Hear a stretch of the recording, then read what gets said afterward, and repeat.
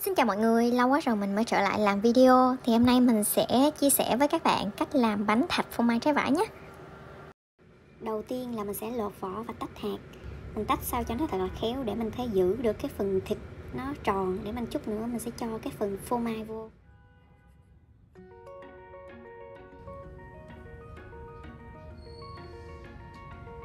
Một ổ bánh đường kính 16cm là khoảng 15 đến 16 trái vải to nha các bạn.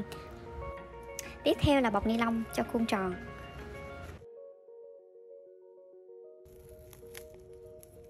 Bọc thêm một lớp nữa cho chắc chắn nha. Và một miếng bìa trong cứng lót ở phía trong cái khuôn tròn. Các bạn nhớ cố định thật chắc cái phần đế này nha. Bây giờ thì mình chuẩn bị 100g bánh quy. Ở đây thì mình xài bánh quy mặn, tại vì mình thấy nó khá là hợp với cái bánh tươi, với cái bánh mà mát, ngọt nhẹ như thế này mình ăn nó sẽ không có bị ngán. Còn bạn nào thích thì cứ xài bánh quy bình thường. Bánh quy mặn này thì nó có một cái nhược điểm là độ kết dính của nó không có cao, cho nên khi bạn cho bơ vô trộn rồi á, thì nó chỉ đủ kết dính lại, nhưng mà khi mà đụng nhẹ vô thì nó có thể dễ bị rớt ra. Nhưng mà mình vẫn xài cái này tại vì mình thấy nó không có ảnh hưởng nhiều.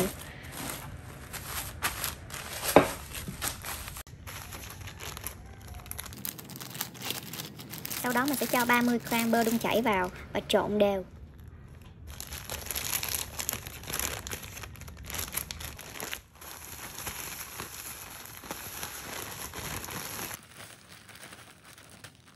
Lót giấy nến dưới đáy khuôn.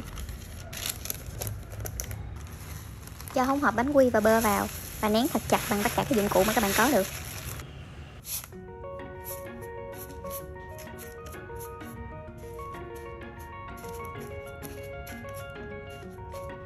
Tiếp theo là mình sẽ chuẩn bị nguyên liệu để làm phần cheesecake. Mình sẽ ngâm khoảng 7g gelatin và 30g nước cho đến khi nó nở. Phần này thì chúng ta sẽ có 100g cream cheese và 100g sữa chua, là một hộp sữa chua nha các bạn. Mình khuấy đều hỗn hợp sữa chua với cream cheese, rồi thêm 40g đường vô cho nó tan nha mấy bạn.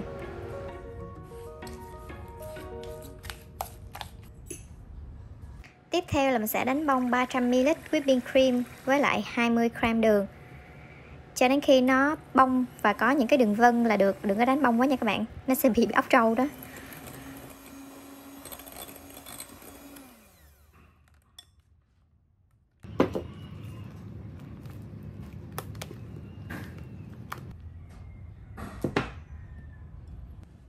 Cho phần gelatin đã làm nóng chảy để nguội, cho vào hỗn hợp cream cheese và sữa chua, và sau đó thì mình sẽ trộn vào với whipping cream từng phần một để cho dễ trộn nhé các bạn. Nếu như bạn nào không mua được cream cheese á, thì mình có thể thay thế bằng phô mai con bò cười. Nó thay thế cũng được nhưng mà vị nó sẽ không có thơm bằng cái cream cheese mà mình mua ở cửa hàng làm bánh hoặc siêu thị. Hoặc là nếu như mình không sử dụng cheese luôn á, thì mình sẽ sử dụng whipping cream với lại sữa chua thôi cũng được. Nó cũng vẫn ngon nha.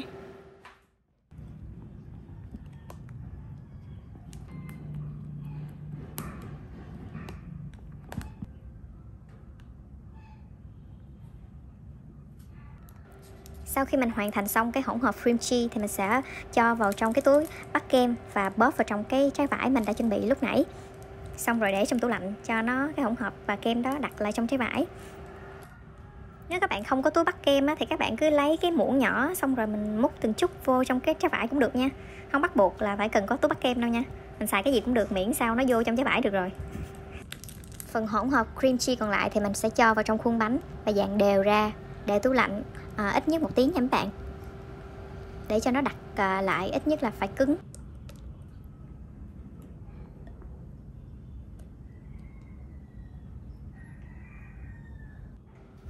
Sau khi cho phần cream cheese vào tủ lạnh và chờ nó đặt lại thì mình sẽ chuẩn bị ngâm gelatin. Mình sẽ có 15g gelatin ngâm với 100ml nước lạnh cho đến khi nó nở hết thì mình sẽ cho 200ml nước nóng vô, khuấy cho nó tan đều.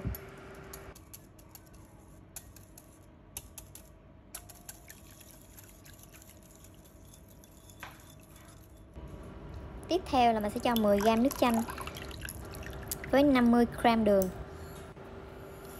Khuấy đều, khuấy cho đến khi nó tan hết hỗn hợp. Và các bạn lưu ý là nước chanh thì mình không có bắt buộc nha. Trong khi chờ cái gelatin nó nguội hoàn toàn thì mình sẽ lấy khuôn bánh và trái vải đã cho vào trong tủ lạnh lúc nãy ra ngoài, và mình xếp cái trái vải vào trong khuôn bánh để chuẩn bị khi gelatin nguội thì mình sẽ đổ gelatin vô trong cái khuôn bánh ngập trái vải luôn. Các bạn cứ xếp mấy cái trái vải nó tròn và nó chực luôn cái khuôn bánh nha, cho nó khít lại á, để khi mà mình cho nước vô nó không có bị nổi lèo bèo lên á.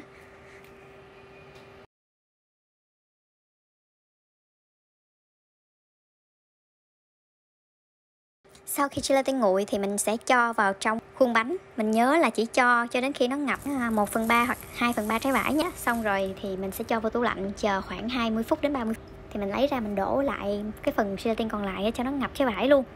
Thì như vậy thì trái vải của mình nó không bị nổi lên nha.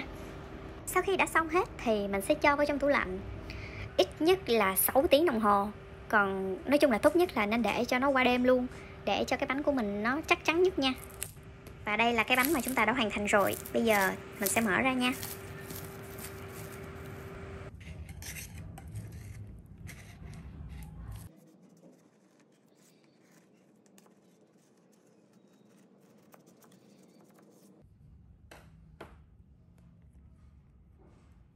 Wow, các bạn thấy 3 lớp không? Nhìn rất đã mắt nha. Mình rất là thích cái màu kiểu trung tính á, nó không có quá nổi lên cái gì hết trơn. Bởi vì mình làm trái vải với lại màu trắng không, mình không có làm màu gì hết trơn. Nếu mà cái gelatin này mình làm cho trong suốt luôn thì sẽ rất là đẹp. Nhưng mà mình thích ngon hơn cho nên mình chọn giải pháp ngon hơn. Mặc dù đẹp vẫn đẹp nhưng mà nó chưa đẹp lắm.